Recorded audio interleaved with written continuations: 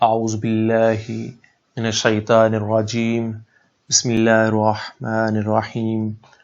السلام علیکم ڈیئر طلباء و طالبات، بنام خداوند بخشندہ مہربان اللہ رب العزت کے نام سے شروع کرتا ہوں، اور آج آپ کے سامنے اپنا ویڈیو لیکچر نمبر 16 جو کہ کتاب کے اندر سے 10ویں حکایت پر مشتمل ہے، حکایت داہم پر، وہ آپ کے سامنے پیش کرنے جا رہا ہوں۔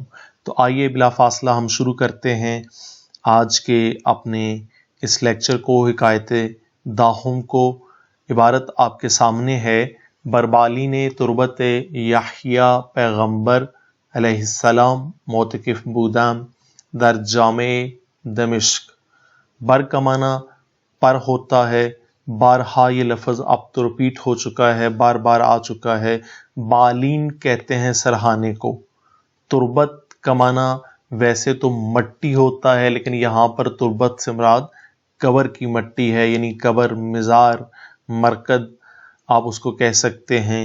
یحییٰ پیغمبر یعنی حضرت یحییٰ جو کہ جناب زکریا علیہ السلام کے بیٹے تھے، اللہ کے نبی تھے، ان کا ذکر ہے۔ معتکف، معتکف اس شخص کو کہتے ہیں جو اعتکاف بیٹھا ہوا ہوتا ہے۔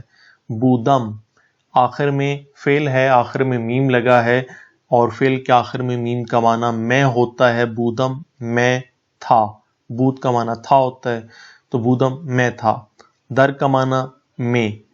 جامع، جامع سے مراد جامعہ ہے، جامعہ مسجد، جامع مسجد۔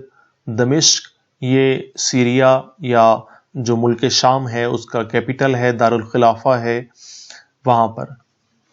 وہاں پہ دمشق کے اندر یہ ایک جامعہ مسجد ہے جس کو مسجد امویہ بھی کہا جاتا ہے، اور اس قبر کے اس مسجد کے بالکل اندر سینٹر میں حضرت یحییٰ اللہ کے جو پیغمبر تھے ان کا مرکد ہے، مزار ہے۔ تو ترجمہ کیا بنتا ہے؟ کہتے ہیں بربالین تربت یحییٰ پیغمبر علیہ السلام معتکف بودم۔ بودم سے ہم شروع کریں گے، میں کا ترجمہ یہاں سے لیں گے۔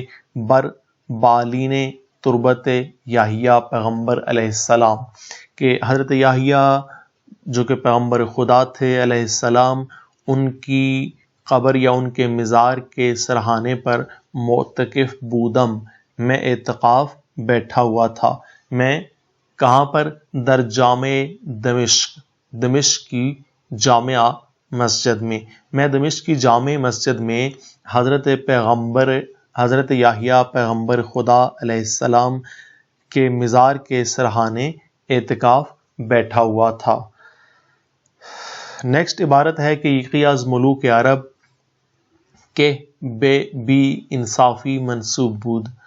یہ شیخ سعدی جو ہے وہ اپنا ایک واقعہ نقل کر رہے ہیں کہ یکی از ملوک عرب کے بے بی انصافی منسوب بود، اتفاقاً بے زیارت آمد و نماز و دعا کرد و حاجت خواست۔ کہ یکی از ملوک عرب، یہ بھی جملہ پہلے گزر چکا ہے بارہا، کہ عرب کے بادشاہوں میں سے ایک بادشاہ کہ جو کہ بی انصافی، بی انصافی وہی بے انصافی ہے، بی انصاف یعنی بے انصاف، یعنی ظالم کو کہا جاتا ہے۔ بی اردو میں ہم بڑی اے کے ساتھ لکھتے ہیں تو یہ بے پڑھا جاتا ہے۔ منسوب کا معنی مشہور ہے، بود کا معنی تھا، منسوب بود یعنی مشہور تھا۔ اتفاقاً اتفاق سے، بے زیارت زیارت کے لیے، آمد آیا، و نماز و دعا کرد اور اس نے نماز پڑھی اور دعا کی، وہ حاجت خواست اور حاجت یعنی جو اپنے دل کی مراد تھی وہ خاص چاہی، مانگی، اللہ سے طلب کی۔ تو ترجمہ کیا بنتا ہے کہ یکی از ملوک عرب کے بی انصافی منسوب بود، کہ عرب بادشاہوں میں سے ایک بادشاہ جو کہ بے انصافی یعنی ظلم میں مشہور تھا۔ اتفاقاً بے زیارت آمد، وہ اتفاق سے زیارت کے لیے آیا۔ و نماز و دعا کرد اور اس نے نماز پڑھی اور دعا مانگی۔ و حاجت خواست اور اللہ سے اپنی حاجت طلب کی، اپنی دل کی مراد جو ہے وہ مانگی۔ نیکسٹ عبارت ہے: درویش و غنی بندہ ان خاک درند، و آنان کے غنی ترند محتاج ترند۔ درویش فقیر کو کہا جاتا ہے، غنی امیر کو کہتے ہیں، بندہ کا معنی غلام ہوتا ہے، این کا معنی یہ یا اس ہوتا ہے، خاک در، خاک مٹی کو کہتے ہیں، در دروازے کو کہتے ہیں، دروازے کی خاک، دروازے کی مٹی، اور اوپر جو ند لگا ہوا ہے اس کا معنی وہ سب ہے، وہ سب کا اشارہ یعنی تمام فقیروں اور امیروں کی طرف ہے۔ و آنان، آنان الف نون کے ساتھ جمع ہے، آن کی اس کا معنی بھی وہ سب ہوتا ہے، غنی ترند، غنی تر یعنی زیادہ امیر، اور ند جو لگا ہوا ہے اس کا معنی وہ سب ان یا انہوں کا ہوتا ہے۔ اسی طرح سے محتاج ترند میں بھی آخر میں ند لگا ہوا ہے، لیکن محتاج تر کا معنی ہے زیادہ محتاج۔ ترجمہ کیا بنتا ہے؟ درویش و غنی بندے ان خاک درند، کہ فقیر اور امیر سبھی اس دروازے کی خاک کے غلام ہیں۔ وآنان کے غنی ترند، اور وہ لوگ جو کہ زیادہ امیر ہیں، محتاج ترند وہی زیادہ محتاج بھی ہیں۔ یہاں تک جو پیراگراف ہے یہ پنجاب یونیورسٹی کے پاسٹ پیپرز میں 2006، 7، 15، 16 اور اسی طرح سے یونیورسٹی آف سرگودا کے 2014 کے پاسٹ پیپر میں یہ پیراگراف آ چکا ہے۔ اگلی عبارت ہے آنگاہ مرا گفت از آنجا کے ہمت درویشان است و صدق کے معاملت ایشان خاطری ہمراہ من کنید۔ آنگاہ یعنی اس وقت، مرا جو ہے یہ من را ہے، یعنی مجھ کو، مراد مجھے، گفت اس نے کہا، از آن جا کے اس وجہ سے کہ ہمت کا معنی یہاں عزم کا ہے، ارادے کا ہے، درویشان درویش کی جمع ہے الف نون کے ساتھ، اور آگے جو ہے اکٹھا اس کے ساتھ مل کے است لگا ہے، است کا معنی ہے ہوتا ہے۔ وصدق، صدق کا معنی سچائی، معاملات کو کہتے ہیں، ایشان کا معنی وہ سب ان یا انہوں کا ہوتا ہے، یہ بھی بیان کر چکا ہوں۔ خاطری، خاطر یاداشت کو کہتے ہیں، خاطرہ کوئی یاداشت یعنی یا توجہ آپ کہہ سکتے ہیں کہ ذرا سی توجہ، ہمراہ من میرے ساتھ یعنی میری طرف، انید کا معنی ہے کریں۔ تو ترجمہ یہ بنتا ہے آنگاہ مرا گفت، اس وقت اس نے مجھ سے کہا، کیا کہا؟ از آنجا کے ہمت درویشان است، از آنجا کے یعنی اس وجہ سے کہ ہمت درویشان، از ہمت درویشان یعنی درویشوں کا ارادہ، درویشوں کا عزم، است یعنی ہے۔ ترجمہ ہم تھوڑا سا سلیس کریں گے کہ اس وجہ سے کہ درویش صاحب عزم و ارادہ ہوتے ہیں۔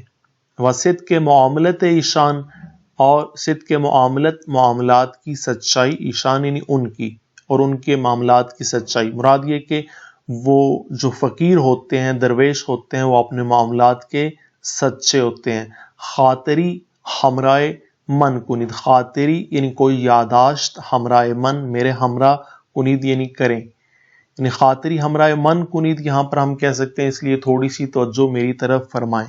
یہاں تھوڑا سا ٹیکنیکلی ترجمہ ہے، آپ کو اسی انداز سے اس کو ذہن نشین کرنا پڑے گا کہ اس وقت اس نے مجھ سے کہا، یعنی اس وجہ سے کہ درویش صاحب عزم و ارادہ ہوتے ہیں اور اپنے معاملات کے سچے، اس لیے تھوڑی توجہ میری طرف فرمائیں۔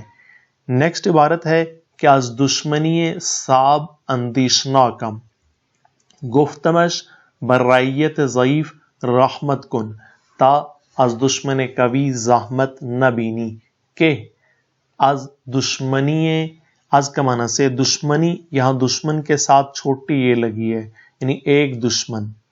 صعب، صعب کا معنی طاقتور ہے، سخت ہے۔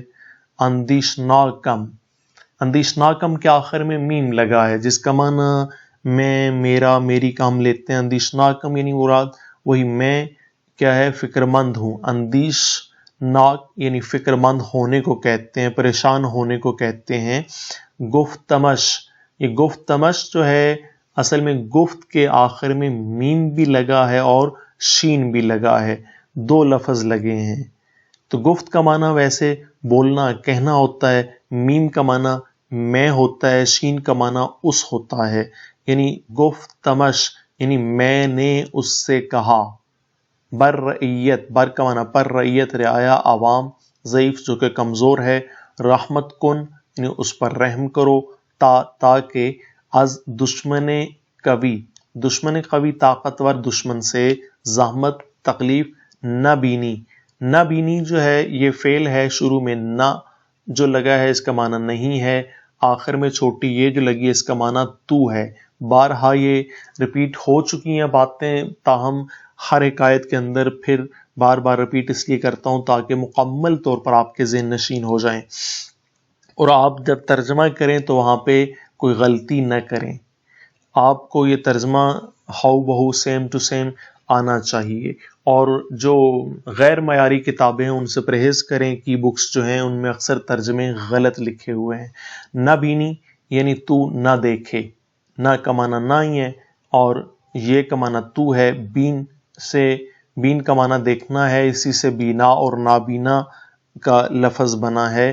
بینا کا الٹ نابینا ہے. نابینا کہتے ہیں جو نہ دیکھ سکے، بینا جو دیکھ سکے، بین دیکھنے کو کہتے ہیں. ترجمہ کیا بنتا ہے؟ کیا دشمنی صعب اندیشناکم، کیا دشمنی صعب کہ ایک طاقتور دشمن سے، اندیشناکم میں فکر مند ہوں، پریشان ہوں، کیونکہ میں ایک سخت دشمن سے فکر مند ہوں، پریشان ہوں. گفتمش میں نے اس سے کہا، کیا کہا؟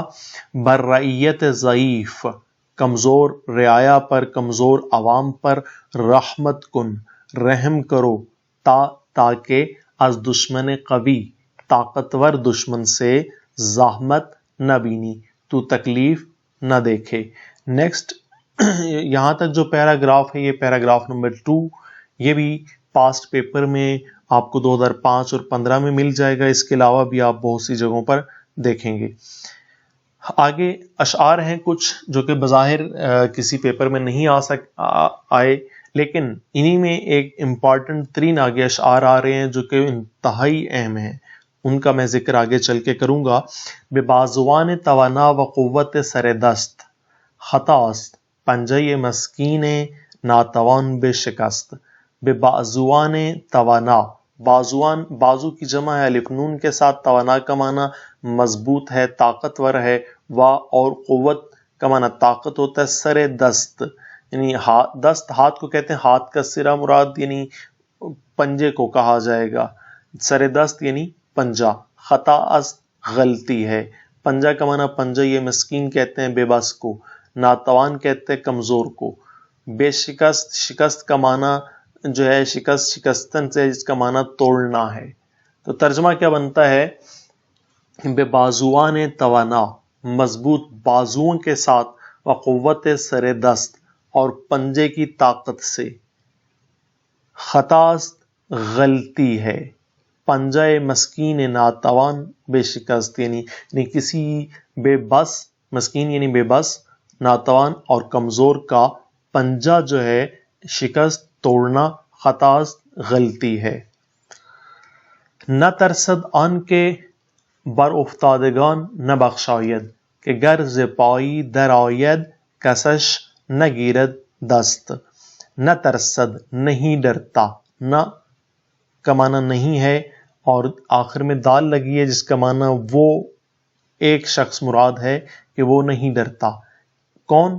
جو کہ بر افتادگان، بر کا معنی پر ہے، افتادگان جو کہ گرے پڑے ہوئے لوگ ہوتے ہیں ان کی طرف اشارہ ہے.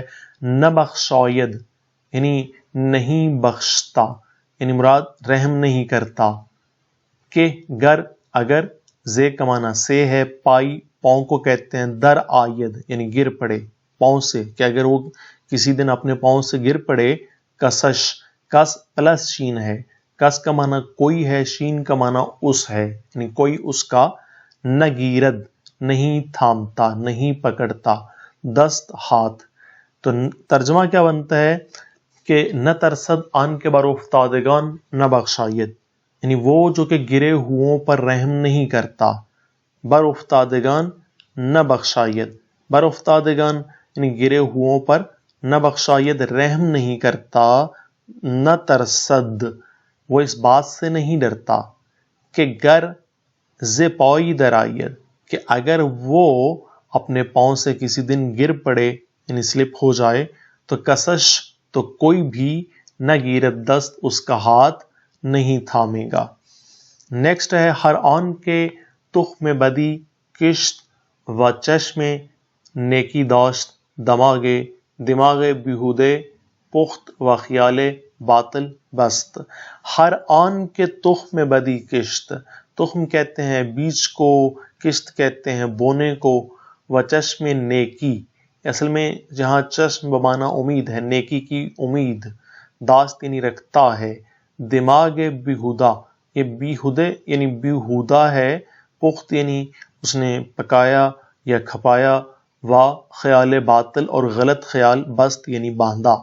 تو ترجمہ یہ بنتا ہے ہر آن کے تخم بدی کشت، ہر وہ شخص جو کہ برائی کا بیج بوتا ہے، بدی کا بیج جس نے بویا، ہر وہ شخص جس نے بدی کا بیج بویا. و چشم نیکی داشت، اور پھر کیا ہے، نیکی کی امید رکھی. دماغ بیہودے پخت، تو اس نے فضول میں یعنی بیہودہ اپنا دماغ کھپایا. و خیال باطل بست، اور غلط خیال باندھا. ز گوش پنبے برون آر و داد خلق بده وگر تو می ندهی داد روز دادی ہست. ز کا معنی سے ہے، گوش کہتے ہیں کان کو، پمبا کہتے ہیں روئی کو، برون آر یعنی اصل بیرون ہے یعنی باہر کے معنی میں، برون آر یعنی باہر نکال. و داد خلق بدے، داد بدے یعنی انصاف دے، انصاف کر، فریاد سن. خلق کہتے ہیں مخلوق کو. وگر تو می نہ دہی، نہ دہی کے شروع میں بھی یہ فعل ہے، نون لگا ہے جس کا معنی نہ کا ہے، نہیں کا ہے، اور آخر میں یہ لگی ہے جس کا معنی ایک فرد ہے سامنے جو بیٹھا ہو، تو کے معنی میں. نہ دہی یعنی تو نہیں دے گا، ٹھیک ہے. داد یعنی انصاف، تو روز دادی، روز داد یعنی انصاف کا دن، مراد قیامت. ہست ہے، آنے والی ہے. تو ترجمہ کیا بنتا ہے، کہتے ہیں گوش پمبے برون آر، زگوش کان سے، پمبا روئی، برون آر باہر نکال، و داد خلق بدے اور مخلوق کی فریاد سن یعنی مخلوق سے انصاف کر. وگر تو می نہ دہی داد، اور اگر تو انصاف نہیں دے گا تو پھر کیا ہے، روز دادی ہست، تو پھر انصاف کا ایک دن مقرر ہے. یہاں جو ابھی نیکسٹ یہ جو اشعار شروع ہو رہے ہیں، بنی آدم آزا یک دیگرن کے در آفرینش یک گوہرن، یہ شیخ سعدی شیرازی کے انتہائی معروف ترین اشعار میں سے یہ والے 3-4 شعر ہیں. اور یہ بھی آپ کو بتاتا چلوں کہ جو UNO ہے، یونائٹڈ نیشن، وہ اسی ایک شعر کو سامنے رکھ کے اسی کے اندر سے انہوں نے اس فکر کو لیا اور پھر UNO بنی. اور UNO کے اندر یہ شعر جو ہے شیخ سعدی شیرازی کا اسی طرح سے فارسی میں لکھا ہوا ہے. بنی آدم اعضا یک دیگرن، بنی آدم یعنی آدم کی اولاد، اعضا یعنی عضو کی جمع ہے، جسم کے پارٹس کو، حصوں کو کہا جاتا ہے. یک دیگر ایک دوسرا، مراد ہے ایک دوسرے. اور کدر آفرینش، آفرینش پیدائش کو کہتے ہیں، خلقت کو کہا جاتا ہے. زے کمانا سے ہے، یہ کمانا ہے ایک ہوتا ہے. گوہر، گوہر جوہر کو کہتے ہیں. تو ترجمہ کیا بنتا ہے، کہتا ہے بنی آدم اعضا یک دیگرن، کہ جو نسل آدم ہے، نسل انسانی ہے، یعنی تمام انسان ایک دوسرے کے جسم کی اعضاء کے، ایک دوسرے کے جسم کے جو اعضاء ہیں ان کی مانند ہیں، ایک دوسرے کے اعضاء کی مانند ہیں. کیوں؟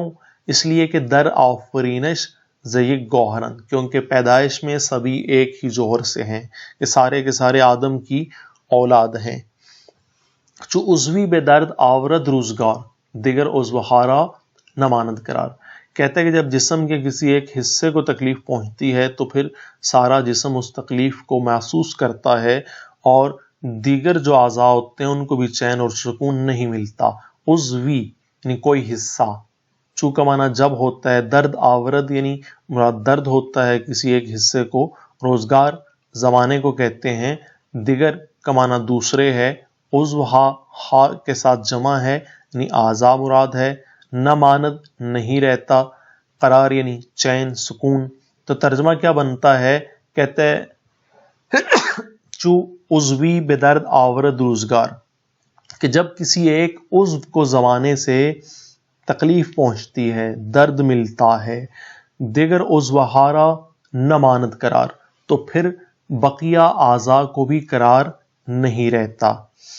تو کاز محنت دیگران بھی غمی، نہ شاید کے نامت نہ حد آدمی۔ تو کے از، یہ کز جو ہے کہ از ہے، کہ اور سے مراد ہے محنت دیگران۔ محنت دیگران، دیگران کا معنی دوسرے ہے، محنت کا معنی تکلیف ہے، دوسروں کی تکلیف۔ بی غمی، بی غم وہی بے غم ہے، بے پرواہ، لاپرواہ۔ نہ شاید مناسب نہیں، زیب نہیں دیتا، کہ نامت تیرا نام، نام کے آخر میں تے لگی ہے، اور یہ بھی پہلے ابتدائی گراف کے اندر بات سمجھا چکا ہوں۔ نہاد کا معنی ہوتا ہے رکھنا، دینا، آدمی آدمی کا۔ ترجمہ یہ بنتا ہے تو کاز محنت دیگران بھی غمی، تو جو کہ دوسروں کی تکلیف سے بے غم ہے، بے پرواہ ہے، لاپرواہ ہے، نہ شاید کے نامت نہ حد آدمی، تو تجھے آدمی کا نام دینا بھی زیب نہیں دیتا۔ اسی کے ساتھ ہماری یہ آج کی ویڈیو لیکچر آج کا مکمل ہوتا ہے۔